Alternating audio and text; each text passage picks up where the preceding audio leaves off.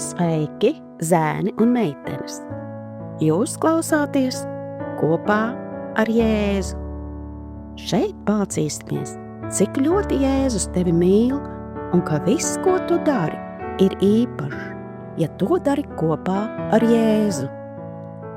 Tevi sagaida kāds jauns un aizraujošs Bībeles stāsts, ko tev sagatavojis pats Dievs. Vai esi gatavs? Šobrīd skan Atverot Bībeli pirmskolas vecuma bērniem. Šis būs A gada 2. ceturkšņa Dievs ir ar mani 8. nedēļas lasījums. Kā tev šķiet, kā Jēzabs veica savus pienākumus savās jaunajās mājās pie Potifara? Klausāmies! Jaunas mājas. Potifars bija ļoti bagāts. Kā ķēniņa sartas priekšniekam, viņam bija daudz naudas, daudz kalpu, elku, lopu un zemes. Viņš bija nopircis jaunu vergu, vārdā Jāzeps. Neviens, izņemot Jāzepu, Potifara namā neticēja vienam patiesajam dievam. Jāzepam katru dienu būs jāizvēlas, vai viņš izvēlēsies pielūgt dievu vai elkus.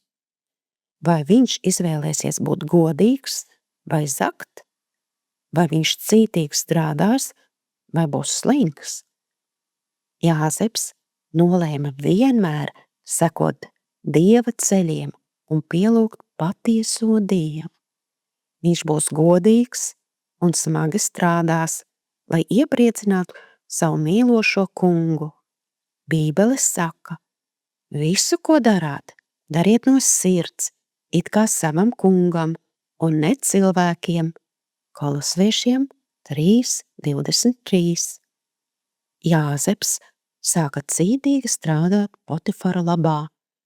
Ar slotas vēzienu un švīkstu Jāzeps iztīrīja putekļainos stūrus, kurus neviens nepamanīja. Ar mazgāšanu un slaucīšanu viņš notīrīja putekļus, kas slēpās zem mēbelēm. Ar skaļu nopūtu Jāzeps cēla uz savas sāpošās muguras smagos graudu maisus. Viņš uzcītīgi darīja visu pēc labākās sirdsapziņas. Cilvēkiem namā patika, kā Jāzeps te darbojās. Viņš vienmēr bija laipns un izpalīdzīgs. Nepagāja ilgs laiks, līdz arī kāds cits pamanīja Jāzepa smago darbu. Kurš tas bija? Izlasīsim 1. Mūzus 39:4. Tad Jāzeps atrada labvēlību viņa acīs, viņam kalpodams, un viņš to iecēla par sava nama pārvaldnieku un ielika visu, kas tam bija viņa rokās. Patiesībā viņam tik ļoti patika Jāzeps, un viņš tik ļoti tam uzticējās, ka izturējās pret Jāzepu kā pret savu dēlu, no verga par dēlu. Dievs noteikti svētīja Jāzepu un palīdzēja viņam. Mani interesē, kādu labu izvēli Jāzeps izdarīja katru dienu? Kādu labu izvēli tu šodien izdarīji? Lai skan Kolosiešiem 3:23 dziesmiņa.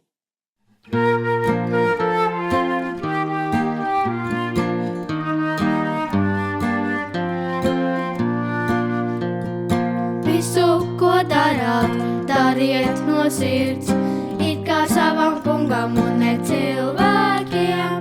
Visu, ko darāt, dariet no sirds, it kā savam kungam un ne cilvēkiem.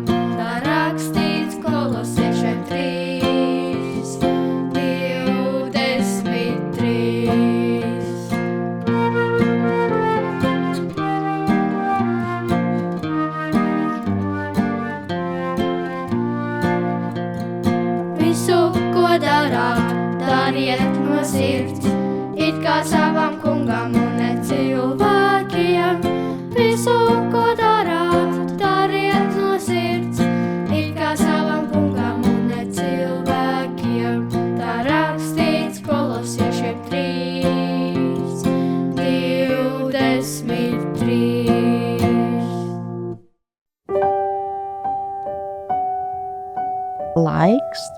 lūgšanai. Paldies, Tev, debes Tēvs, ka Tu palīdzi man izdarīt labas izvēles. Paldies, ka varu katru darbu paveikt vislabākajā veidā, lai cilvēki šajos darbos varētu redzēt Tavu mīlestību. Par to no sirds pateicos Tavā vārdā. Āmen.